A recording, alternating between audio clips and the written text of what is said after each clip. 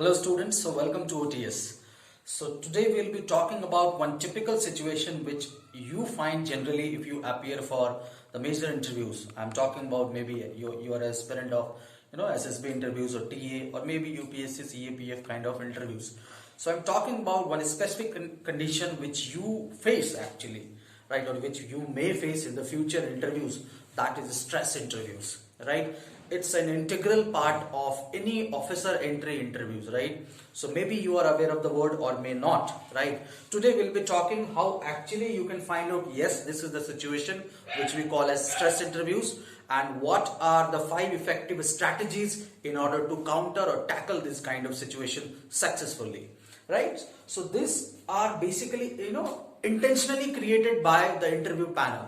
Right, if you talk about how can you find out that okay, I'm going through the stress condition, you have to control your nerves, right? So panel will intentionally create some intense situation, unexpected situation you can say, which is kind of unpredictable. The reason nowadays many of the candidates are already coached, right? So almost I can say that at least 60-70% of the students have been coached by the the SSB coach, or you can say that online coaching, or maybe SSB coachings or mock interviews, you can say that, right? So this kind of situation created actually test the reality of the candidate, right? So that's we call as stress interviews, a typical psychological word, right? Now SSBs and PIBs are generally known for this. You can observe the change in the body language, facial expression of the interviewer as well, right? So the frequent questions, the boring facial expression of the interviewer, this can give you the symbol that yes, this is the situation where you have to hold your nerves. Okay, so now this interview is required to check rote learning candidates, right? When you just cram some of the question, you just let's suppose the question is, why do you want to join armed forces? That's a common question, right? And everybody cram the answer to serve the nation, etc., etc., and etc. There are some frequently questions which are taught, and actually taught by us as well, including all the coachings, that these are the frequent, you need to cram this. So these are actually required to check out, to weed out, to remove out the rote learned candidates, right? Okay, so let's start with what should be the key point you need to keep in mind. Remember, it's important how you answer rather what you answer, right? You should not focus more on the content in this part. In fact, you should emphasize upon your presentation, how you have put up your answer, right? That's very important. That is the key point which I would like to share, right? Now let's suppose some unexpected, just to keep you an example. How can you find out that yes, this is the situation I have to perform, right? This may include some accusatory questions, or you can say that आपको accuse किया जाएगा कि नहीं आपने ऐसा किया, right? So that's the time you need to keep hold on your nerves.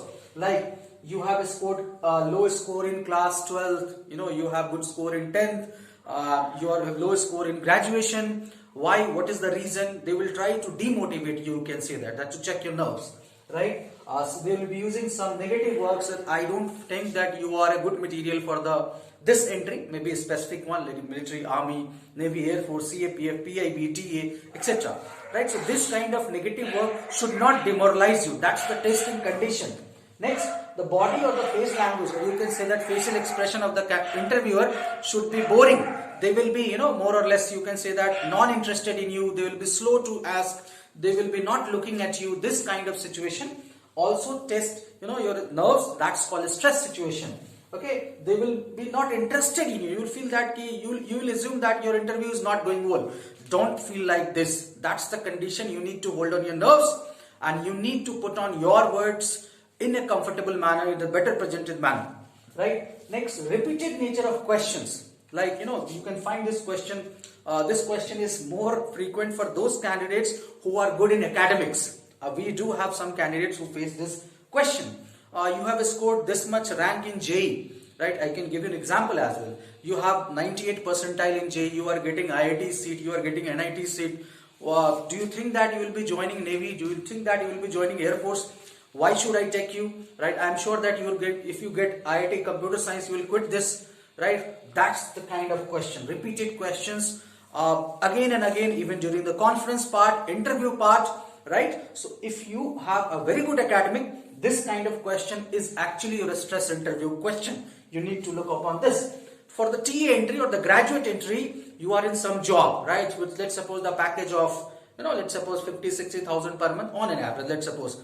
They will say you that you are right now living in a comfortable zone, let's suppose in Chandigarh, Bangalore, Delhi, a cozy life, comfortable life, and you are appearing for the TA, which is, when life can be difficult, it's not as cozy as you assume. Corporate is completely different, so I don't think that you are able to face this situation, right? So they will try to put up this kind of question to put you under stress, under pressure, right? So remember, don't be demotivated, don't lose your body language, just keep up saying, hold on your nerves and put up your point in a good manner actually, right?